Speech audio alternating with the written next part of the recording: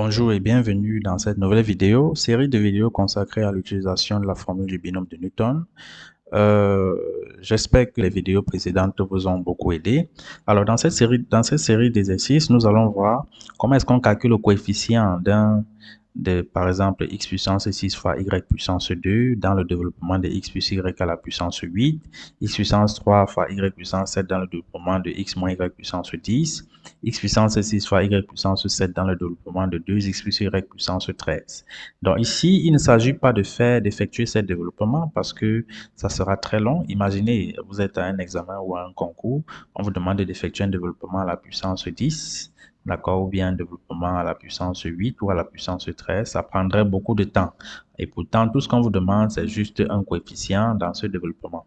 Donc, pour répondre à cette question, on va commencer par le premier cas. Alors, quel est le coefficient de x puissance 6 fois y puissance 2 dans le développement de x plus y puissance 8. Alors, on va appliquer tout simplement la formule du binôme de Newton. On sait que x plus y à la puissance 8, d'après la formule du binôme de Newton, est égale à la somme des combinaisons de k dans n, x puissance k, y puissance n moins k variant de 0 à 8. Très bien. Et on sait que combinaison de k dans n, dans ce cas ici, combinaison de k dans n est le coefficient de x puissance k fois y puissance n moins k. Donc, si je veux connaître quel est le coefficient de x puissance 6 fois y puissance 2, j'ai tout simplement besoin d'identifier à quoi correspond 6 et à quoi correspond 2. On voit bien que si on veut faire une sorte d'identification entre x puissance k fois y puissance n moins k et x puissance 6 fois y puissance 2, on va remarquer que k correspond à 2 et n moins k correspond, k correspond à 6. K correspond à 6. Et n moins k, on va voir si ça correspond effectivement à 2. N moins k est égal à 8 moins 6, qui correspond effectivement à 2. Ça veut tout simplement dire que le coefficient de x puissance 6 fois y puissance 2 est égal à la combinaison de 6 dans 8. D'accord? Donc, on va tout simplement dire que le coefficient de x puissance 6 fois y puissance 2 est tout simplement combinaison de combien? De, alors, k égale à 6, de 6 dans 8, qui est aussi égal à combinaison de 2 dans 8. Donc, alors, si on calcule, ça va faire factoriel 8 divisé par factoriel 6 fois factoriel 2. Alors, factoriel 8, c'est 8 fois 7 fois factoriel 6, tout divisé par factoriel 6 fois factoriel 2. Vous voyez que là, on peut simplifier le factoriel 6. Factoriel 2, c'est 2. Donc, on va trouver 8 fois 7 divisé par 2, c'est-à-dire 4 fois 7. Donc, 28. Donc, lorsqu'on développe cette expression, le coefficient ou le nombre qui multiplie x puissance 6 fois y puissance 2 est 28. D'accord? C'est tout pour le premier constat. Enfin, la première question. Alors, passons à la deuxième question. La deuxième question, elle est légèrement plus compliquée que la première. On veut le coefficient de x puissance 3 fois y puissance 7 dans le développement de x fois moins y puissance 10. Alors, quand on veut développer x moins y à la puissance 10, d'accord?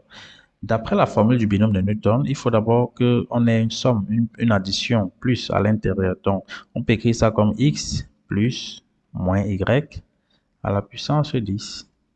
Donc, c'est égal à somme k allant de 0 à 10 de combinaison de k dans 10 de x puissance k fois moins y puissance 10 moins k.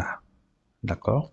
Donc, on va donc dire que c'est égal à la somme k allant de 0 à 10 de combinaison de k dans 10, x puissance k fois y puissance 10 moins k fois moins 1 puissance 10 moins k. D'accord? Donc, qu'est-ce qu'on constate ici? On constate tout simplement que le coefficient de x puissance k fois y puissance 10 moins k est quoi? Est combinaison de k dans 10 fois moins 1 puissance 10 moins k, tout simplement. Et étant donné que nous cherchons le coefficient de x au cube fois y puissance 7, d'accord, si on essaye d'identifier, on veut le coefficient de x au cube fois y puissance 7, ça correspond à une valeur de k égale à 3. D'accord, pour k égale à 3, le coefficient recherché est donc quoi? C'est combinaison de 3 dans 10 fois moins 1 puissance 10 moins 3. D'accord? C'est-à-dire quoi? C'est-à-dire combinaison de 3 dans 10 fois moins 1 puissance 7. Moins 1 puissance 7 égale à moins 1.